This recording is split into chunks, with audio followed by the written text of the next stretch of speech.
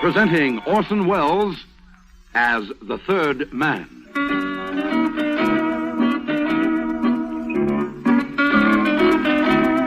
The Lives of Harry Lime. The fabulous stories of the immortal character, originally created in the motion picture The Third Man, with zither music by Anton Karas.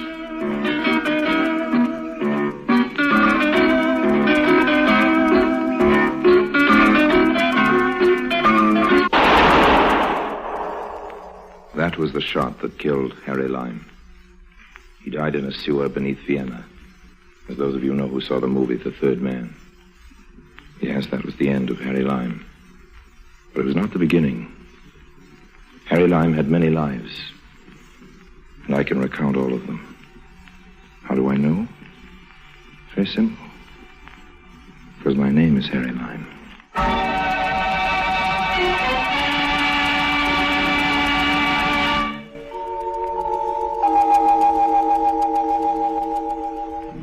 Don't get me wrong, I love Budapest.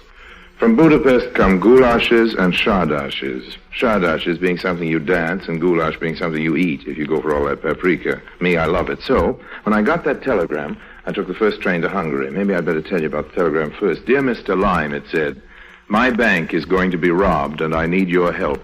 It was signed Fekete, evidently a man's name, nobody I knew. I knew all about bank robberies, however, and I was dying to help. Besides, as I say, I love paprika. So I started packing right away.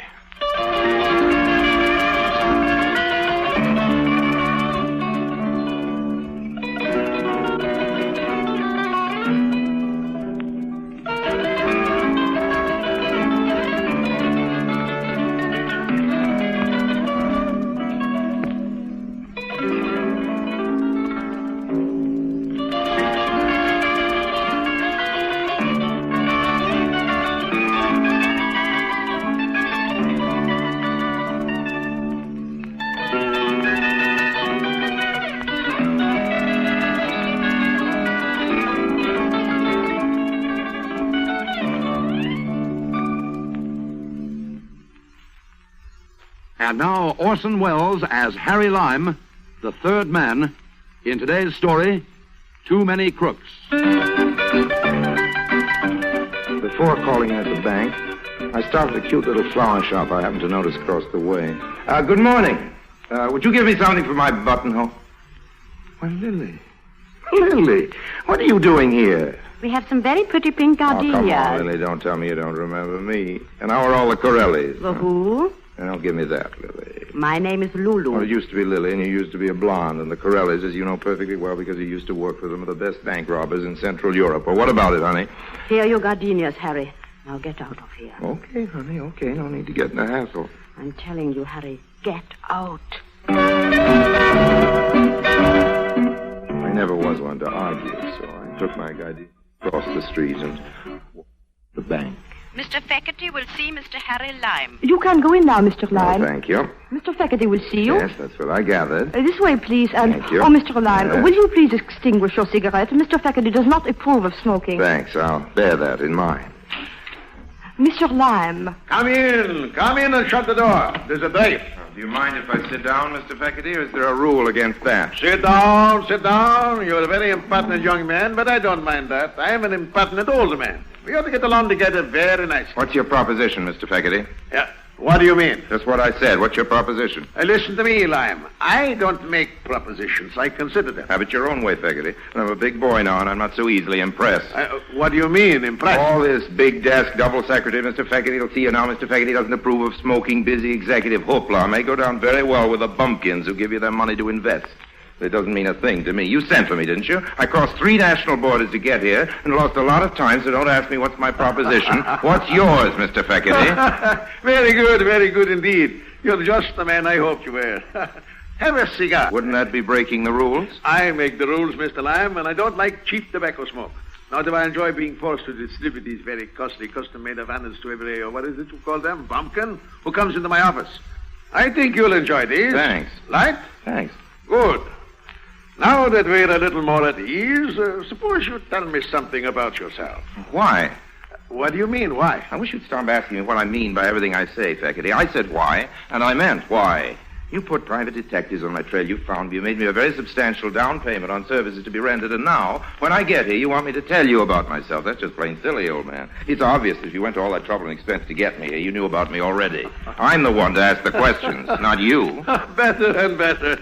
Mr. Lime, if you were just a little less notorious as a crook, I'd offer you a vice presidency in my bank. I forgive the insult, Mr. Feckety. What do you mean, insult? There you go asking me what I mean again. I meant insult. Now, don't you get pompous on me, Lime. You are a crook, a well-famous one. You don't want to deny that? What I don't want is very simple, Mr. Feckety. I don't want to be a vice president of your bank. Oh? Oh, I follow you now. Don't worry, Lime. Right. I promised you $20,000. That's right. Or its equivalent in Hungarian pesos. Oh, wait a minute. And you'll get it without having to serve as an officer of this You bank. promised me $20,000, old man. There weren't any gimmicks in the agreement about the joke money you folks pass off on each other locally. I know. I carry my own microscope for reading the fine type. Very well, very well. $20,000 it is. Don't you want to know what I expect you to do for it? Mr. Feckety, you keep making me repeat myself. I told you before that I'm a big boy now. If you're giving me $20,000, I can relax, not worry about asking you silly questions. You're going to get around eventually to telling me what you expect me to do for it. Did you ever hear of a bank giving a reward? Yes, but only after a bank robbery. Exactly. Exactly. Only after a bank has been robbed. I'm reversing the procedure line. I'm giving the reward first. Oh, so that's the little caper, is it? You want me to rob your bank for you? Oh, not at all, not at all. A reward is usually given for apprehending the thieves who have robbed the bank. What I want you to do, Harry, I may call you Harry? Certainly, old man. Call me Harry if it gives you any fun. Well, Harry, what I want you to do is to apprehend the robbers before the robbery is committed. Very clever, don't you think so? Have another cigar. In my business, I may get in the way of an awful lot of screwy deals, but I can tell you that never in a long career have I been offered in complete seriousness a loopier proposition than Mr. Feckety. It seems the key to the whole affair was Mr. Feckety's junior officer in the bank, a certain Mr. Fodor. Ladislaus Fodor is the full name, Harry. He's one of our vice presidents. I see. I tell you this right now, the man is an unprincipled criminal. Oh? And come here, and I'll show him to you. Come this way. You can see him through the glass panel. Oh, yes. There he is. Oh, that one. Second desk to the right. With all those silly hairs pasted over his bald head. That's the man. He was not very dangerous to me. Fodor? Dangerous? He is the brain of a backward bird and the charm of a worm. Now that I look back on it, I can't imagine how I ever persuaded myself to be jealous of him. Jealous? I don't follow you, old man. If I have a fault, Harry, it is this. I do tend to be jealous. Lulu often chides me about it, and I have promised to curb the instinct, but there, it is a part of my character. Lulu? You mean the girl in the flower shop across the way, that Lulu? She is the only Lulu I know, Mr. Lyon. How does it happen that you are acquainted with her? You see this carnation? I see it, yes. Lulu sold it to me, overcharged me, scandalously, as a matter of fact. Oh, Lulu is a working girl. She must live. How does it happen you know her? What makes you think I do? You know her name? Oh, one of the other customers called her that while I was still in the shop. As it happens, it was this little fellow you just pointed out to me over there, the vice president, Fodor. Third vice president. I hate to keep harping on these commercial matters, Feckety, old man, but just how does my $20,000 reward come into the picture? Let us retire to my inner office, Harry, and I will tell you. Okay, Come. old man. Sit down, please, Harry. Have another cigar. My pockets are bulging with cigars now, old man. Let's concentrate on the $20,000. Certainly, certainly. Oh, Miss Carver. Miss Carver. Yes, Mr. Feckety? No matter who calls, don't disturb me, not on any account. I'm having an important conference. Yes, Mr. Feckety. Oh, jealousy, Harry. Jealousy is a terrible Yes, thing. yes, certainly is. Now, about this reward. Jealousy is the green-eyed monster who doth mock the meat it feeds on. That's how the poet Shakespeare expresses the it, poet Harry. Shakespeare said a mouthful, and now... But still, if it had not been for jealousy, I would never have followed this Fodor into Lulu's shop. And if I hadn't done that, I would never have discovered the digging. Digging? What digging? What would you say, Harry, if I were to tell you that running under the street from Lulu's flower shop to this bank, there is a tunnel? A tunnel? What would you say if I told you that? Well, I'd say, well, what do you know? That's what I'd say. That's what I said when I found out about it. And that's why I say now that I mustn't ever forget to be grateful to jealousy Particularly since I've discovered that there's nothing between Lolo and Fodor. Nothing serious. And do you know what I'd say to that? No? A couple of rude words. Yeah, but why? Why? You find them scrabbling away together like a couple of chubby moles, digging away in the general direction of your bank vault, and you say there's nothing serious between them? There isn't, I'm sure of that. I have Lulu's file. And besides, what could she possibly see in a fat little nonentity like Fodor? No, the only one who thinks it's serious is Fodor. And that's the whole point. Fodor is a dupe, a mere cat's paw in the conspiracy. Oh, yes? And who's the mastermind? I am. Uh-huh. And what does Fodor think about that? He languishes in ignorance. He knows nothing. And to think that he aspires, he dares to aspire to my position in the bank. And how does Lulu fit in? I must tell you that Lulu has given me some reason to hope that she will someday make me the happiest man in the world. And how would she do that? By giving up Fodor or sending you a big bouquet of roses? Let's get down to cases, old man. Wedding bells can ring out from Buda to Pest and back again, but I won't be there to throw any rice unless I get paid. What is it exactly you want from me? Lessons on how to help Fodor and Lulu rob your bank? Fodor's going to do the robbing, and besides, it isn't my bank. I'm only a salaried officer. And then Fodor gives you the money to give to Lulu, is that it? Certainly not. That would be silly. That's just what I was thinking. No, every day Fodor is supposed to take the paper money from the various cages and place it in the vault. Yeah? This is his responsibility. Yeah? Tonight, however, he will not do this. He will leave the money outside the vault, hidden in a large filing cabinet. Oh, yeah. Oh, the entire plan has been carefully worked out, I can assure you. All I can say is this Fodor of yours is a very cooperative type of cat's paw. Don't call him this Fodor of yours. He isn't. He's no Fodor of mine. Have it your own way, old man. What comes next? You, I suppose. Huh?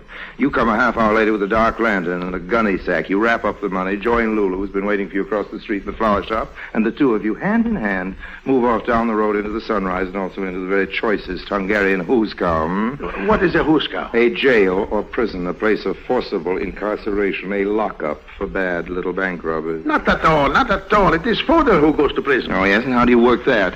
That is one of the things I want you to arrange. Oh, I see. I'm going to have to earn that $20,000. I think we'll start by having it deposited in my name and in somebody else's bank, old man. Why now? And why another bank? Well, every bank in Budapest isn't going to be robbed tonight, so I think I'd prefer one of the others. And I'll take it now because I know you wouldn't want me to go to the police with what is, after all, a fairly sordid little Go story. to the police, but that's blackmail. Oh, watch your language, old man. Blackmail's a nasty word. You know, all I want is protection from my poor little $20,000. I'll give you service for it, too, but I want to be absolutely positive that you're ready to meet your payroll. Very well. You'll have your money, but you will help me. I'm going to need a few more solid facts, old man. Well, it all began with this insane jealousy of mine for Fodor. Oh, yeah? I took to following him. He used to go into Lulu's flower shop at night long after it was closed. And one time he left the shutter unfastened and I went in. There were no lights in the shop itself, but I could hear voices from the basement below. I opened the trapdoor very carefully so as not to be heard. And what do you think I saw? You saw Lulu, Fodor, and three men all hard at work digging a tunnel. Yeah. How did you know? I didn't, I guess. After all, you told me there was a tunnel.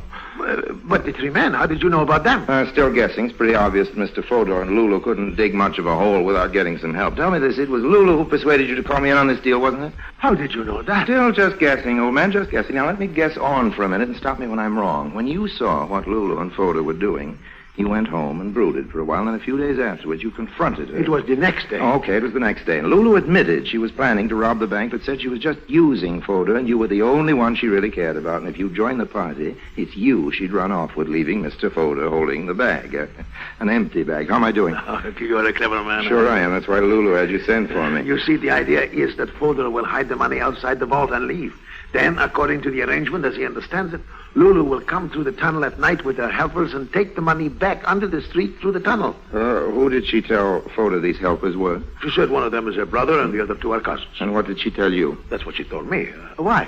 Nothing, old man. Nothing at all. Just give me one more guess, Oh, go ahead. After Fodor leaves the money, what you do is crawl back through the tunnel with a sack of currency clenched in your teeth. But no, that wouldn't make any sense, would it? You'd run into a couple of brothers crawling in the opposite direction. I'm not to have anything to do with the tunnel. Oh.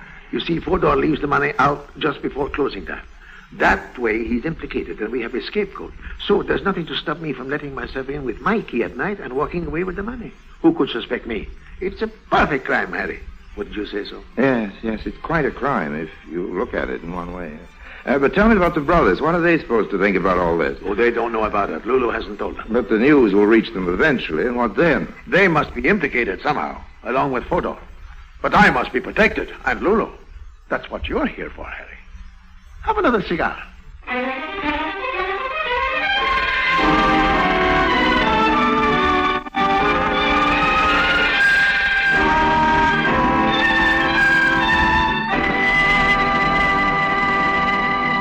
Orson Welles returns in just a moment as the third man.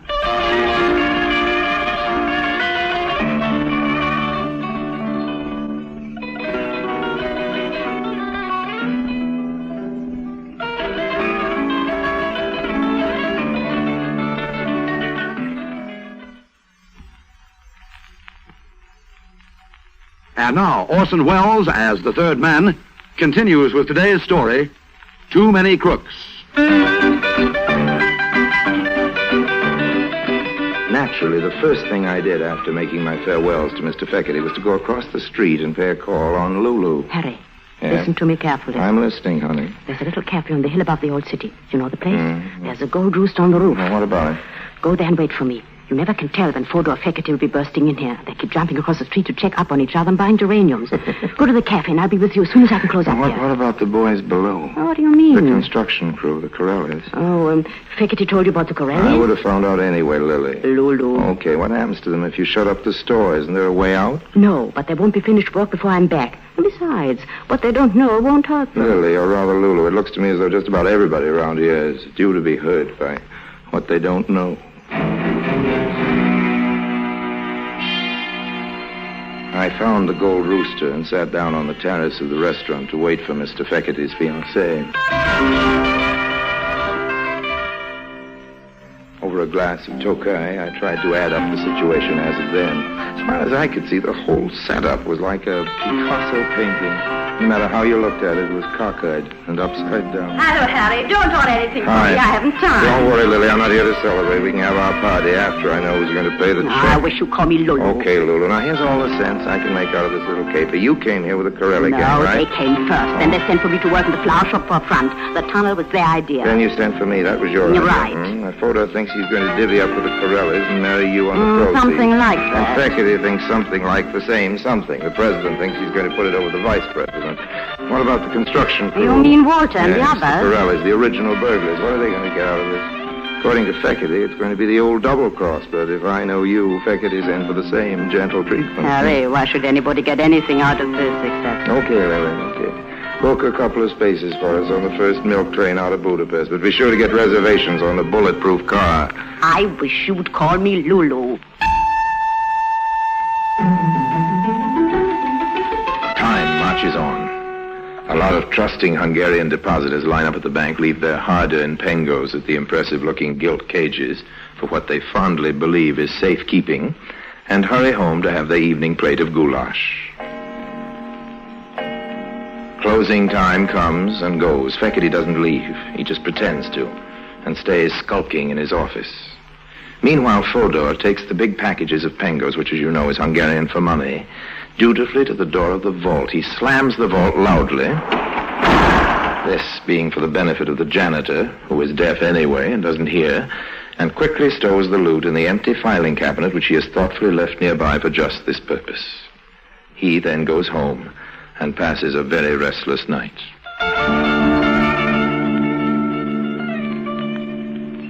The moon rises over the city and winks at its own reflection in the Danube.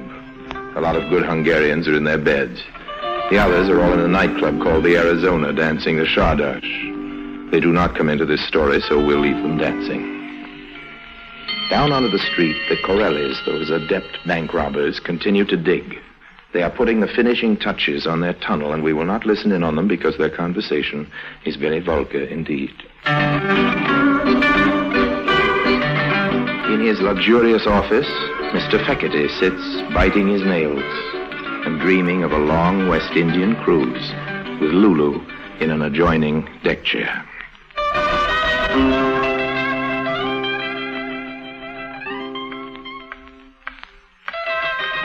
As the gang in the tunnel understand it, when the clock strikes 12, they are to open the secret trap door which they have previously prepared inside the bank, a section of tiling near the vault, go to the filing cabinet and take out the money which Fodor has left there, thus eliminating the noise and inconvenience of breaking into the vault, and, first closing the loose tile after themselves, scuttle back with the loot under the street into the flower shop, out into the night, and as far away from Hungary as possible. As I say, that's the way the gang in the tunnel understand it. This is also the arrangement as Mr. Fodor understands it, with a trifling difference. that he expects Lulu to stop by for him with his share of the profits. Like Mr. Feckerty, he is biting his nails and dreaming of tropical cruises. And what of Lulu? What of Lulu, indeed? It is Lulu's little plan to foozle everybody, Corelli, Fodor, and Feckerty. She's led them all on to just this point. It is the point of departure. Lulu's departure. Lulu and all those neatly wrapped packages of pingos. The trouble is, it's all just a little bit too much for one little girl to handle alone, so Harry Lime's been sent for. Harry is supposed to assist at the general foozling of one and all, and then, in due time, of course, he's to be foozled as well. Lulu will send Harry off to mail a postcard, and when he gets back, Lulu will have continued her travels alone, with nothing to keep her company but the loot. That, as I say, is the way Lulu understands it. The clock, high in the steeple of San Stefano, strikes 12.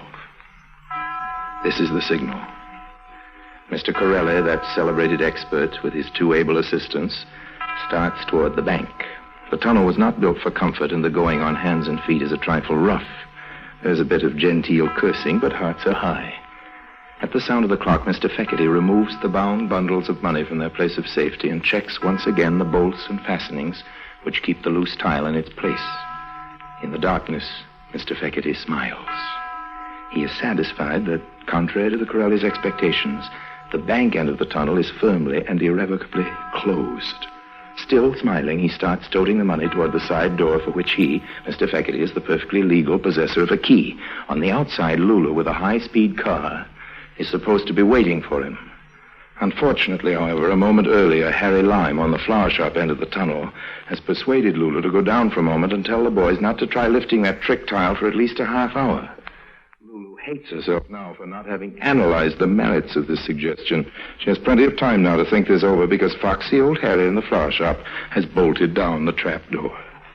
The clock has stopped striking, of course, and Mr. Feckerty pops out of his bank looking for all the world like a jolly Christmas shopper with his arms loaded with bundles.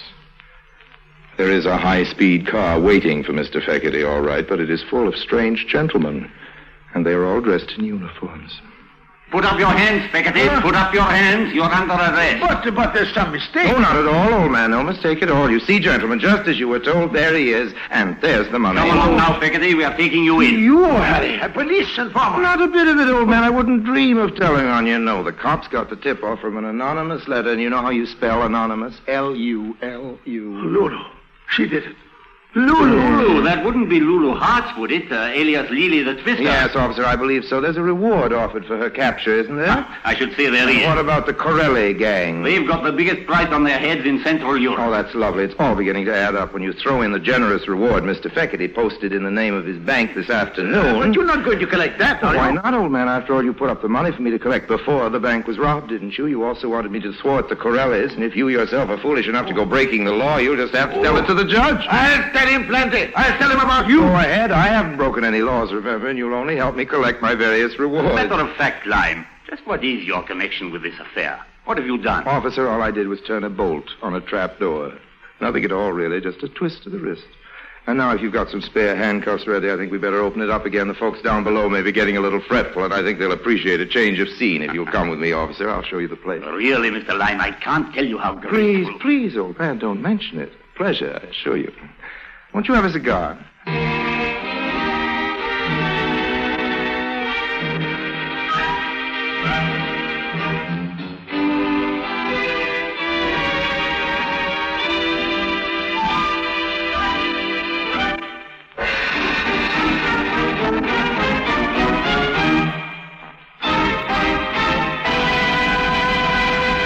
Harry Lime returns in just a moment.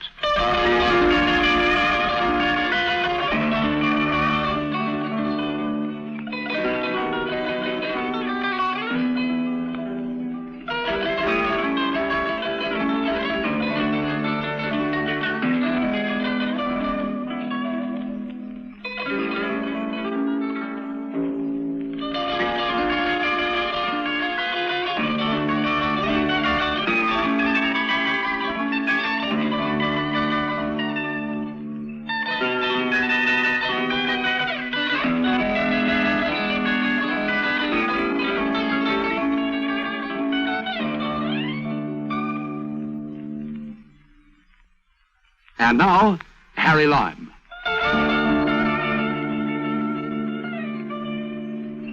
You know, friends, I had thought of substituting those fat packages of Pengos for the same weight of old newspapers.